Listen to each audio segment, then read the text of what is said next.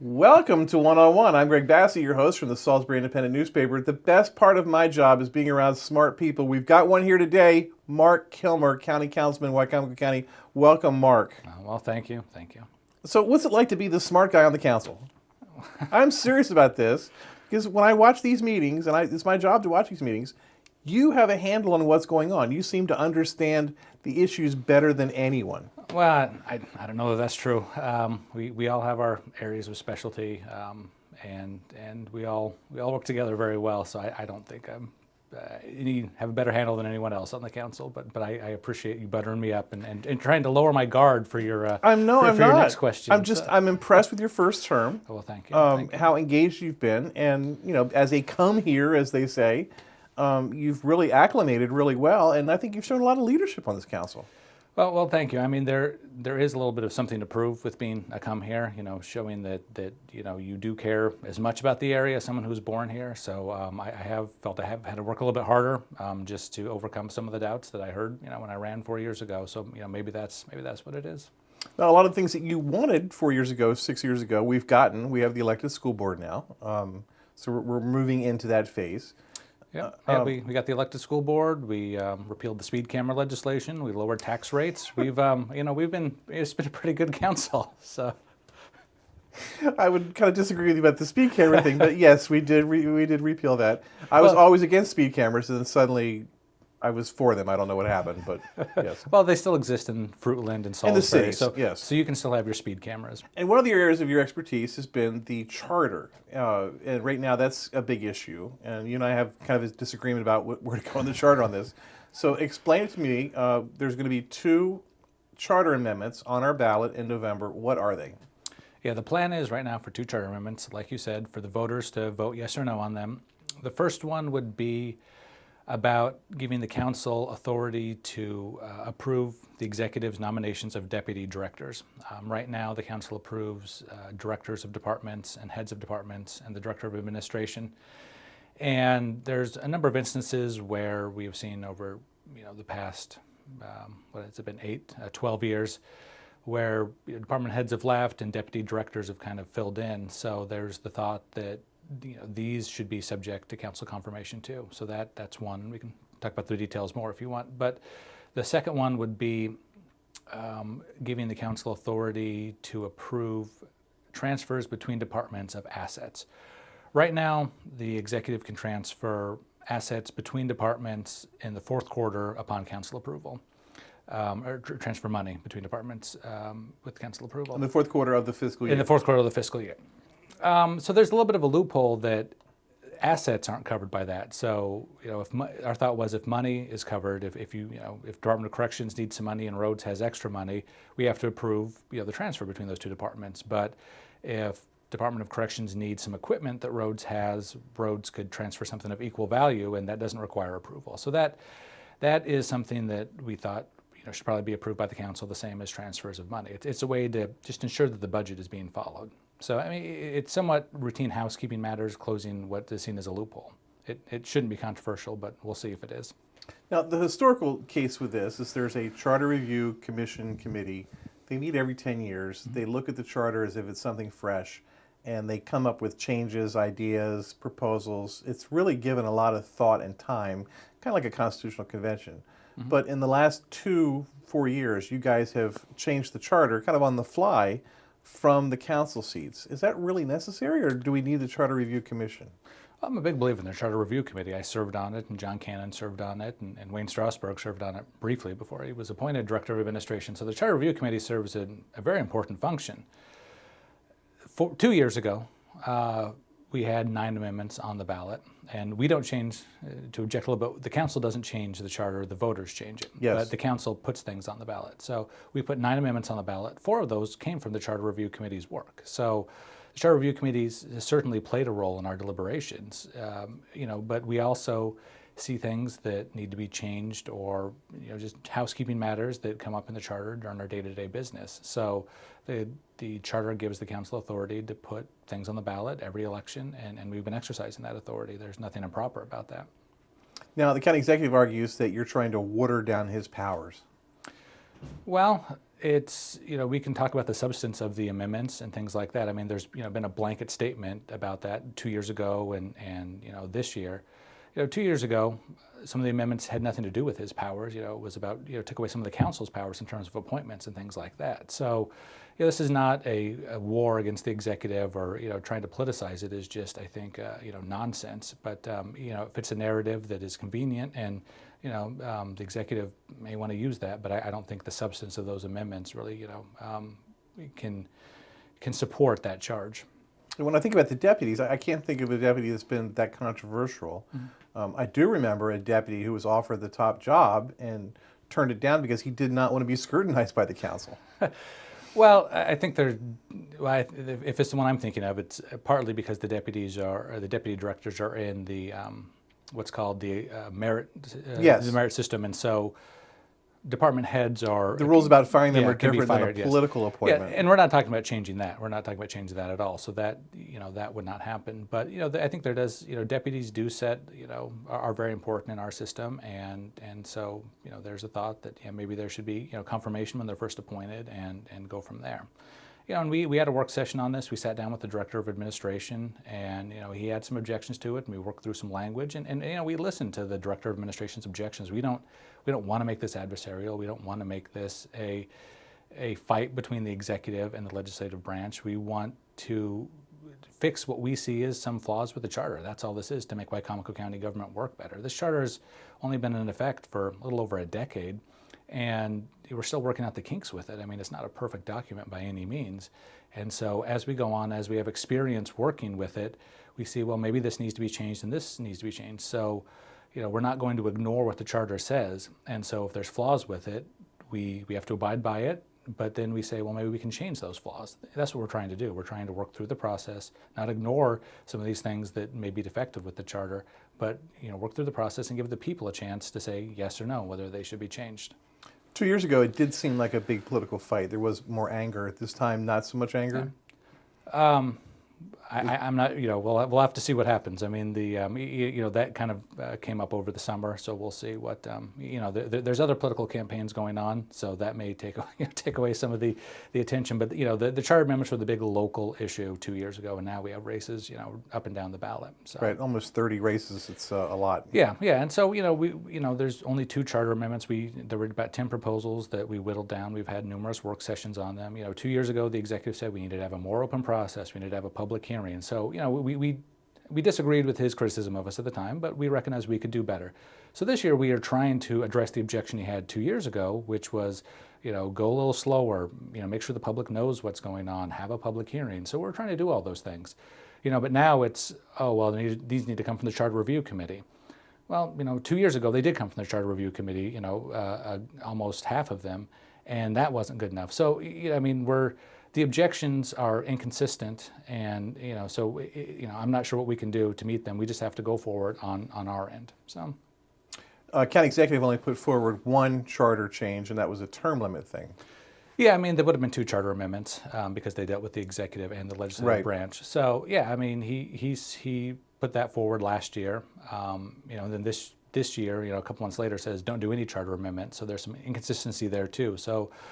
I'm not sure, again, what to do with that. We're just moving forward, and we will let the people decide, and we'll go from there. But, we did work with the Director of Administration yesterday trying to shape the language and making sure that what we do is workable for the executive branch. We don't want to make things unworkable. We don't want to impair the functioning of the executive. We want to make the county government works more smoothly, and that's all these things are trying to do, and it really shouldn't be a fight between the 2 branches. Any sense on the council that term limits are needed? No, there hasn't been support for term limits for the executive or for the legislative branch. So, budget's underway. Yes.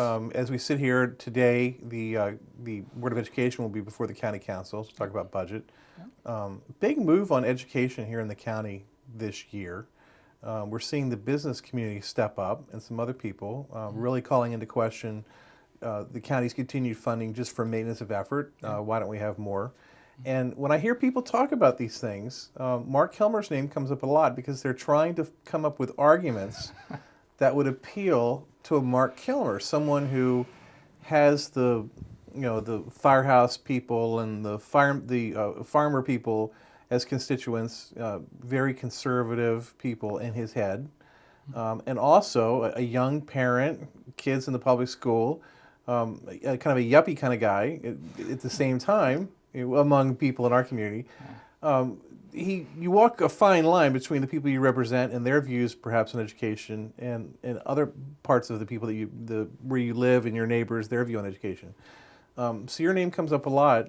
Where are you on this education thing? Well, how much time do we have? I do have 2 children in school, and I value education very highly. I didn't go to a very good public school. It wasn't local, so I'm not going to risk anything by saying that. You went to school out west. Yeah, I went to school out west. I didn't. The school system wasn't all that great, and I realized that when I got to college. My peers in college had received a much better education than I had. So we fully recognize the value of education. I fully do. I also recognize that spending isn't the thing that we should be focused on, really. We moved here from Washington, D.C., to be frank. And Washington, D.C., 10 years ago was spending, between $20,000 and $30,000 per pupil. Wycomico County spends currently about $14,000 per pupil with all the funding. The education provided in Washington, D.C. or in Baltimore, which also spends much more per pupil than Wycomico County, is far worse than anything we receive here. And there's this impression that somehow the schools are bad in Wycomico County, and they point to not necessarily the outcomes, but they point to the fact that our local share of education funding is low. And I don't think that necessarily indicates much, except that we are a relatively poor county. We are second lowest in terms of per pupil funding, but we're also second lowest in terms of per pupil wealth. That is, the amount of wealth that is per pupil in Wycomico County is low. So we're a poor county. Yeah, so there's just no way around it. Yeah, so we don't have the resources that, let's say, Worcester County does with their very expensive property tax base to fund local education. So I don't like the direction of the conversation that just focuses on Wycomico County's local funding share, because I think that misses a lot of context. It misses the larger picture of, the total per pupil funding, which Wycomico County is about in the middle of the state. We do more than, I believe, Kent County and Anne Arundel County, or we're right around those. And, if those education systems are, educating their children better, if there's a perception of that, the discussion should be about, well, how can we get a better return on the investment that we have here in Wycomico County? So that's the line I walk, is I wish we had a different discussion. I wish we weren't just focused on this one number that is incomplete and I think not an accurate representation of what's going on, and instead focused on, all right, well, what are we getting out of our public schools, and how can we do better with the money that we have, and where do we need to target things better, and where do we maybe need to not do some things. But that's a slow-moving conversation, and I think we'll have that with the Board of Education when they meet before us, and we'll continue to have that. But I have 2 kids in the public schools. A lot of the people who talk to us have their kids in private schools or don't have their kids in school yet.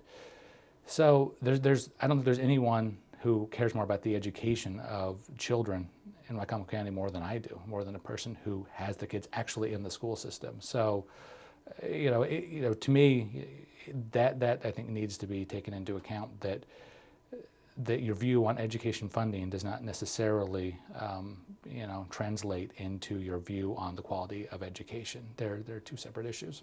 I sort of get the feeling now that, well, not more than the feeling, it's true, that rather than have it be an abstract thing, the idea that we would fund this universal pre-K and how much that's going to cost, and the idea that the school system needs X number of dollars to fund this thing. It's not a glamorous program, but it's one that we've identified that we need.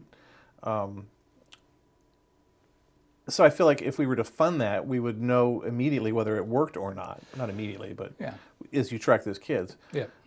So I just feel like that's sort of a change as Mm-hmm. opposed to historically everything was all of our solutions would be all our problems we solve we just pay teachers more money. Yeah. It's not that's not always the solution. The public's always weary of that anyway for some reason.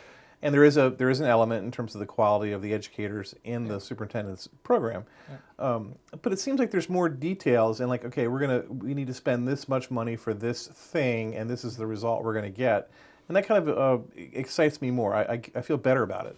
Yeah, no, that is something that I'm very refreshed to see, that when they brought it before us, we have very detailed of, we need X amount of dollars for this, X amount of dollars for that, and X amount of dollars for, for another thing. And that is a very good way to break it down. That is something that Dr. Hanlon has been very clear about, that if you give us this money, it will go to universal pre-K or go to increasing the graduation rate through, a series of initiatives aimed at, different populations of kids, kind of more of an arts, school, and doing some things with choices and things like that, doing some online learning.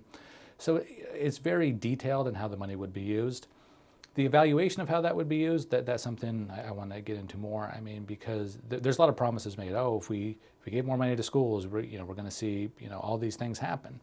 Well, how are we going to track that? How are we going to see if that works? If we do universal pre-K and it doesn't boost the reading rate, are we going to get rid of universal pre-K? I don't think that's ever being discussed. But right. It's how you evaluate and how you make sure that, all right, what's being promised, if you get this, how is it going to be measured, and what are the consequences if it's not? And that, I think, is that's not really being focused on right now. There's an element of that, but we need to talk a lot more about the evaluation and making sure that if this money is provided, then how are we going to make sure you're going to live up to the promises you're making when you request it? Yeah, it's interesting the perceptions how they've changed. One of your colleagues, when universal pre-K was first being discussed, his line was, "Well, we're not going to have a babysitting service for daycare for kids. That's not the answer." Well, then you look at what Somerset County's done with universal pre-K and how those test scores have really changed. I mean, it's really made a big impact down there. And the potential is the same for Wycomico. And I see the paradigm shifting on that, which is a good thing. In the budget this year, the county executive's given them an extra $700,000. He wants the money used for security in the schools. But really, it's up to the school board what they're going to do with it. And we don't really know what they're going to do with it yet. Is the county council got any opinion about what they should do with the $700,000? I don't think we have yet. We have to meet with the Board of Education. It was kind of an odd thing to put in there, kind of an unmarked $750,000, and so we just have to see what that could possibly be used for, and what it's one-time funding. It's not recurring funding, so it kind of limits what it can be used for. But there's no consensus yet. I think we're going to talk to the Board of Education and try to figure out what to do. And then last year you did something unprecedented, and as you know, in life, you're only punished for being good. At the very last budget meeting, in terms of moving money around, you were able to fund some needs for the school board. It was a heroic thing. I thought it was really amazing what you guys did. Listen to some of the things the teachers said in that last hearing. We're able to go up and fund those things. How much was that? It was $600,000? I think around $400,000. $400,000. Really heroic, where you cut other departments within the parameters of your ability as a council. So now there's going to be an expectation that you're going to do this all the time to sort of bail out the schools. Is there any sense of that this year? Well, there is that expectation, yeah. We also cut taxes last year too. Yes, you did. Yeah, so I wish there was an expectation that we'd be doing that again. You cut it by a penny, which is about $650,000 to the budget. Yeah. So if the Board of Education is going to receive more funding from the county, it has to come from cuts from the rest of the budget. I mean, the spending has gone up 18%, over the past 4 years. So, there's definitely what I think is room to make cuts. I mean, that's something I've been consistent with since my first year on the council, is I think spending has been going up too much. But, we can cut spending from other departments, and we can fund the Board of Education, or we can ask the executive to put it in, move it around, put it in roads or somewhere else. So we will see. I mean, there's really been no consensus. We're not conspiring behind the scenes. We don't have a plan yet. We're starting our first budget work session today, so we'll see what happens. I mean, I think there probably is a feeling among some council members that we need to find some money for the Board of Education. There's been talk about, finding money for the library, finding money. I mean, there's a long wish list. Nobody has come to the council and said, please cut our funding. Everybody comes to us and says, we need more money. We appreciate what the executive gave us, but we need more money.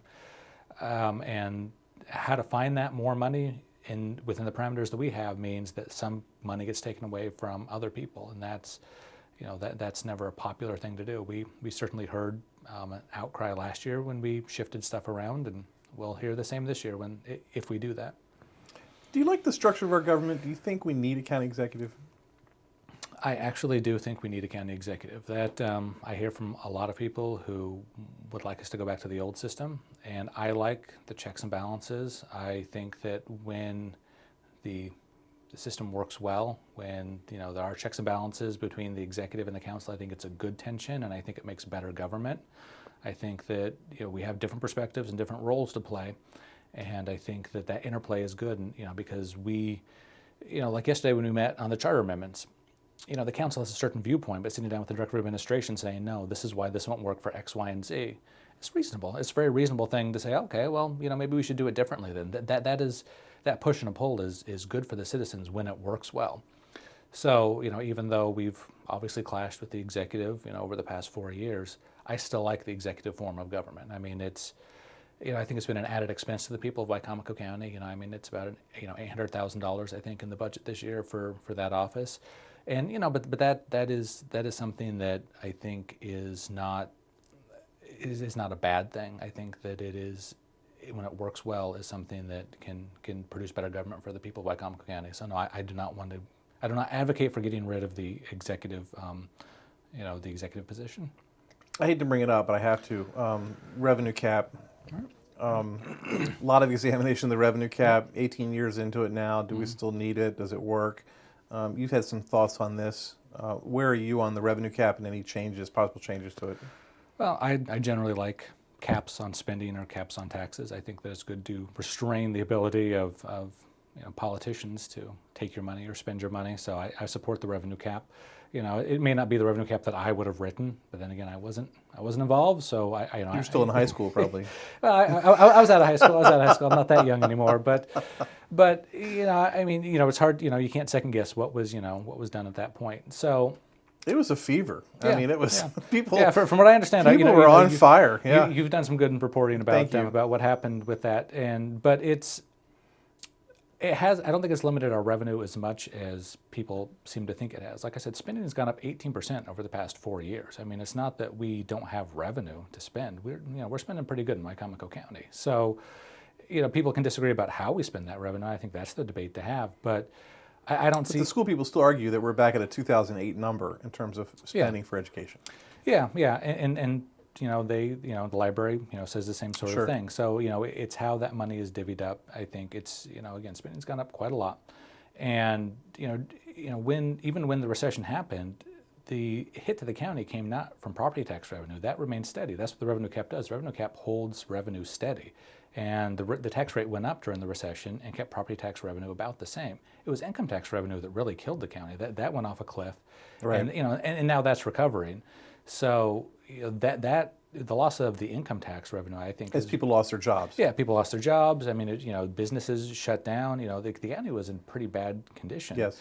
And so the loss of that revenue, I think, is what was largely to blame for the schools, having to be cut, because the county just did not have the money. If the county would have had to fund the schools at the level that they once were, I'm not sure what would have happened with the county government. So you're about to go out there and campaign. I guess you'll probably start that after the primary in June. Yeah.